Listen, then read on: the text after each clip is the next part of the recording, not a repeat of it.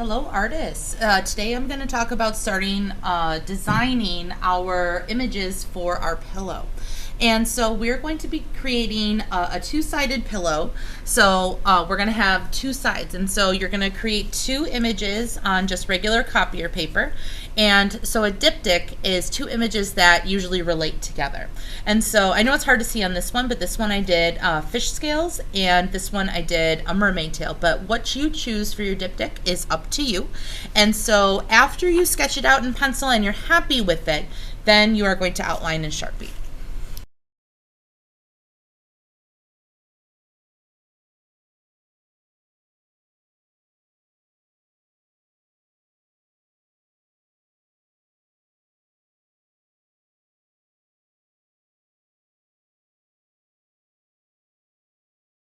Also, I want to talk about the composition for your design. So remember, we want to have overlapping, we want to have cropping, because that what makes a good composition. It shouldn't be just a small drawing in the middle of your page. Also, you can decide if you want your pillow to be displayed this way or to be displayed this way. That is up to you. Also, just be conscious that designs are right around the edge, like the very near edge, they might get sewn and covered up. So don't go right to the edge of the paper, but also keep it don't put any important details. Like my bubbles are just kind of going off the page. I wouldn't be crushed if I didn't see part of them.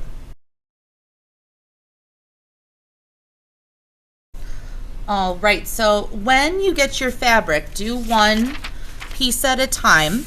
And so now the reason why we outlined in Sharpie was because so you could see your design really easy to transfer onto the fabric.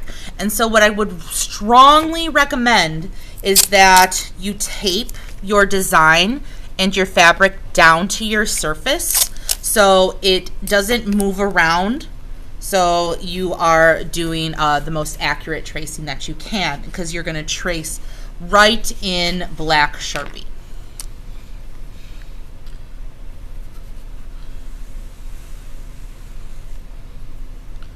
You kind of got to hold it down as you're tracing. And I'm doing this actually pretty quickly, but go slow. If you need a thinner Sharpie, let me know. And just take your time and make your design.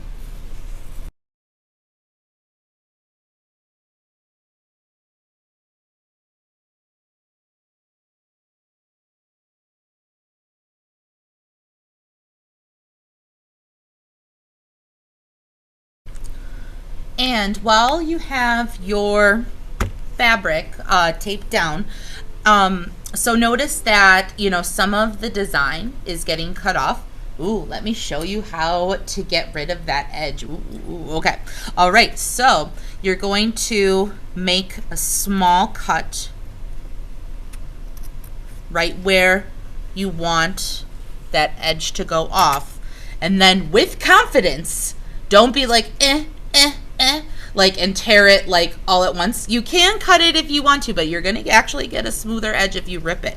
So I made that little cut, and then with confidence, there we go. Look at that, it's perfectly straight. Oh, it's like magic. Oh my gosh, I almost pulled up my whole desk doing this, but that's okay. All right, so I'm going to do this other edge, little cut, and then with confidence, rip that off. And then I'll do my bottom edge.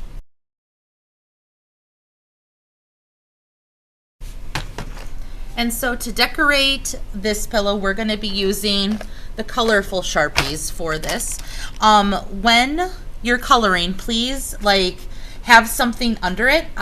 You don't necessarily have to have your design under it, but have a piece of paper, and just with the tape, I would have it taped down just so you have a really sturdy place to color it.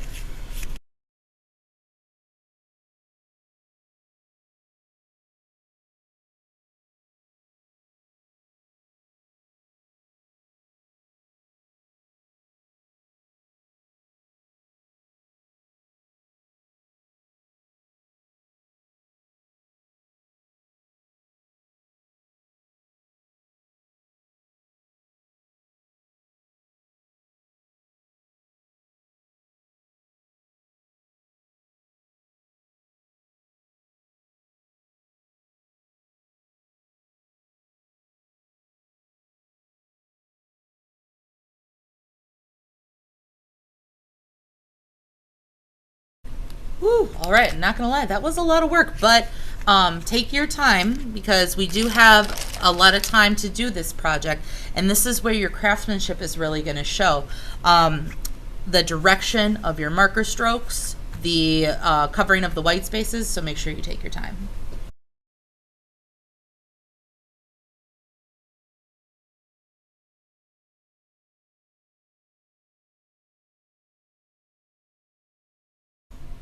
All right, so now that you have your designs on your fabric, everything is transferred, everything is colored, now it is time for us to start to put them together so we can sew them together. So we are going to be sewing these inside out, and then when we get close, we're going to turn it the right way, and then so we can hide all of our knots wherever we need to tie an extra string when we run out.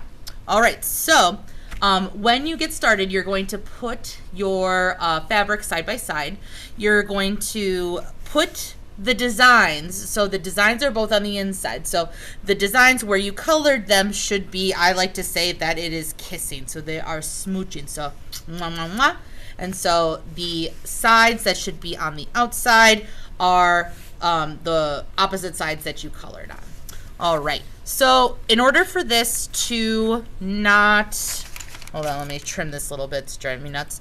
In order for this to not move, I would recommend putting pieces of tape on each side so it doesn't move around on you. And when you get to that part, when you're sewing, you just take it off. And this is going to help you sew more evenly and have it not move around on you. All right, and then this is also a helpful thing that I have found. So you can get a ruler, and then you can make guidelines on where you want your needle to hit when you're sewing. So if you are just fine not doing it, that's okay. I'm just putting it just a little bit out of the edge, and I'm making a mark with my pencil just so I know that I'm confident that when I'm sewing, it's not going to, or it is going to go through both pieces of fabric, and I don't have to worry about that. So that's why I said, like, the very edge of it, you know, don't put anything important on there because it's gonna get sewed together. So when you see me sewing this, I'm gonna be doing the running stitch, but you can do either the whip or the running stitch, or if you know a different stitch, that is just fine. But remember, when you start, I'm looking for you having those stitches that are nice and close together, and so the fluff doesn't come out. That's good craftsmanship, when the fluff doesn't come out. So when you start, I'm going to take my needle, I'm going to start from the back, and then remember, dolphin dives up and down if you are doing the running stitch. Make sure to pull the string all the way through so you don't get all stuck.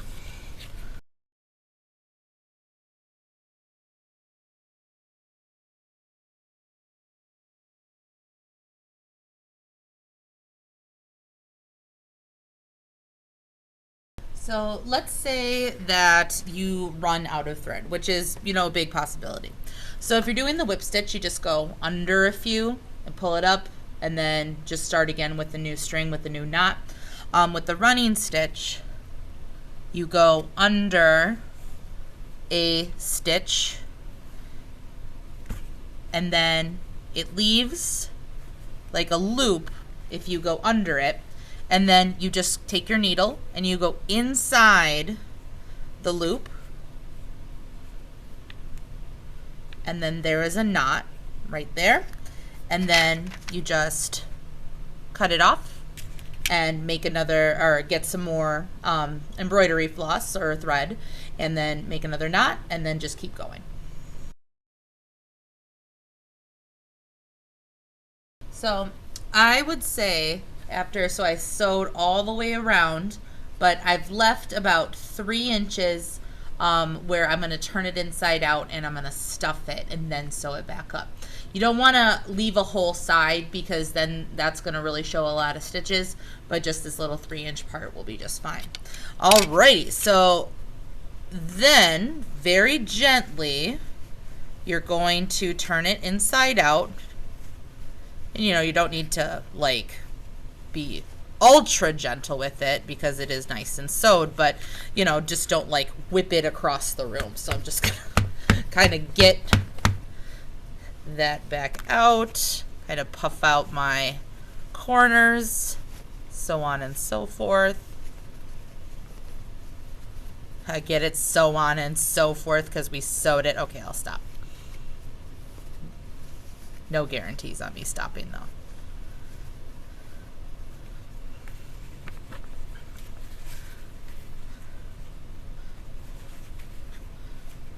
Awesome. Oh, it looks so nice. Very good. So the corners aren't going to be perfectly pointy. They'll be a little rounded. No worries about that.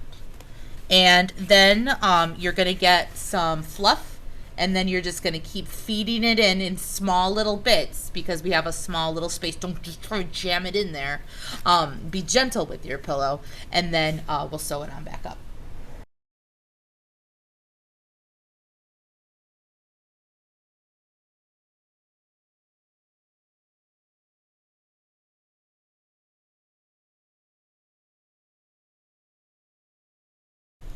All right, now I stuffed it all. Don't overstuff it because you want the stuffing to be nice and even and kind of work it to get into those corners. It'll kind of work itself naturally. And then now I'm just gonna stitch this back up and I'll show you how to end it, and then we'll have our pillow.